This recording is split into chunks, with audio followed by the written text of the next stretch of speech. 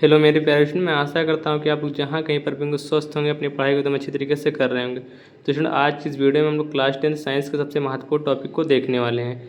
जो हमारा टॉपिक है उसका नाम है रासायनिक अभिक्रिया। ये हर साल आपकी बोर्ड एग्जाम में 5 नंबर में पूछा जाता है, क्या होता है, कितने प्रकार के। तो चलिए देखते हैं रासायनिक अभिक्रिया। तो रासायनिक अभिक्रिया क्या होती है? जब दो या दो से अधिक पदार्थ आपस में क्रिया करके नए पदार्थ बनाते हैं जिनके गुण मूल पदार्थों से भिन्न होते हैं तो उसे रासायनिक अभिक्रिया कहते हैं।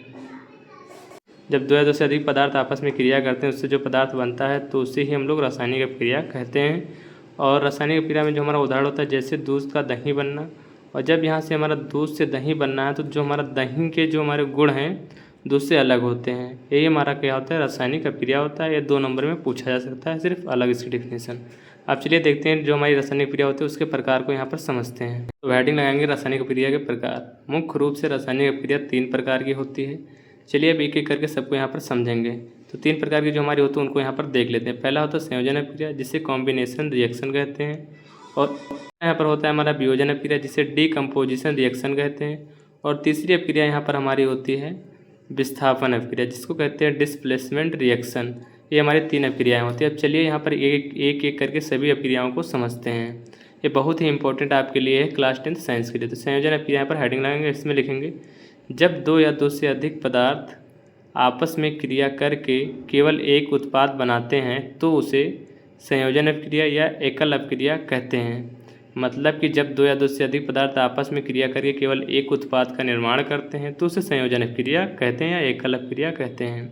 अब चलिए इसका यहाँ पर जो उदाहरण उसको देखते हैं। जैसे यहाँ पर मैग्नीशियम और मैग्नीशियम के साथ जब हमारा 2 mg मैग्नीशियम लेंगे प्लस यहाँ पर O2 यानी कि ऑक्सीजन गैस लेंगे तो मैग्नीशियम ऑक्सीजन मिलकर आपस में बनाते हैं मैग्नीशियम ऑक्साइड। और इसको संतुलित करने के लिए 2 MgO लिखते हैं, जिसका नाम होता है मैग्नीशियम ऑक्साइड।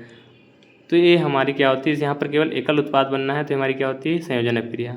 अब यहाँ पर समझते हैं हमारा अभिकारक अभिकर्मक क्या होता है, उसको समझते हैं। तो यहाँ पर मैग्नीशियम और ऑक्सीजन हमारा क्या है? अभिकारक या अभिकर्मक है।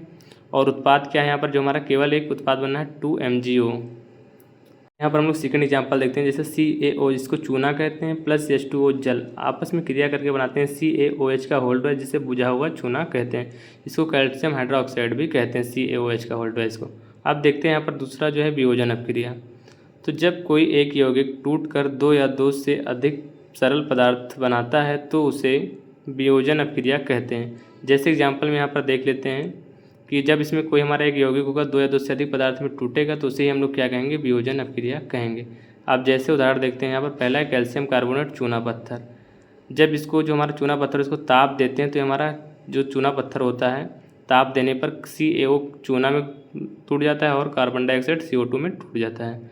अब इसी प्रकार जो हमारा सेकंड एग्जाम्पल है 2H2O, जब इस पर बिजली या विद्युत बल देते हैं जब हमारा जल होता है तो हमारा हाइड्रोजन और ऑक्सीजन में टूट जाता है। तो ये हमारा होता है वियोजन अभिक्रिया। अब चलिए यहाँ पर देखते हैं जो हमारी अगली अभिक्रिया उसको समझते हैं। तो अगली अभिक्रिया हमारी यहाँ पर है विस्थापन अभिक्रिया। ये हमारी लास्ट अभिक्रिया है। विस्थापन अभिक्रिया क्या होती है? जब अधिक क्रियाशील तत्व कम क्रियाशील तत्व को उसके यौगिक से विस्थापित कर देता है तो उसे विस्थापन अभिक्रिया कहते हैं। मतलब कि जब कोई क्रियाशील तत्व कम क्रियाशील तत्व को उसके यौगिक से विस्थापित कर देगा तो उसे विस्थापन अभिक्रिया कहेंगे। अब चलिए यहाँ पर जो हमारा विस्थापन अभिक्रिया इसका उदाहरण देखते हैं। जैसे Zn zinc plus CuSO4 copper sulphate. यहाँ पर जो हमारा जिंक होता है कापर सल्फेट से अधिक क्रियाशील होता है, इसलिए जो जिंक हमारा है वो कापर को उसके यौगिक से विस्थापित कर देता है और बना लेता है यहाँ पर जिंक सल्फेट ZnSO4 और प्लस कापर को विस्थापित कर देता है। और दूसरा हमारा यहाँ पर Fe है प्लस Cu है SO4 है कापर सल्फेट है। जब आयरन मतलब लोहा को जब CuSO4 के साथ क्रिया कराते हैं तो जो हमारा लोहा होता है कापर से अधिक क्रियाशील होता है, इसलिए यहाँ पर FeSO4 प्लस कापर को विस्थापित करके बना देता है। तो ये हमारी होती है विस्थापन अभिक्रिया।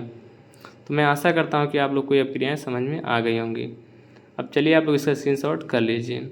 आपकी बोर्ड एग्जाम में इस तरह ही लिखना है, जैसे हमने यहाँ पर बताया रासायनिक अभिक्रिया क्या होती है, कितने प्रकार के होते हैं, इन सभी को आप लिख देंगे, आपको 4 या 5 नंबर मिल जाएंगे।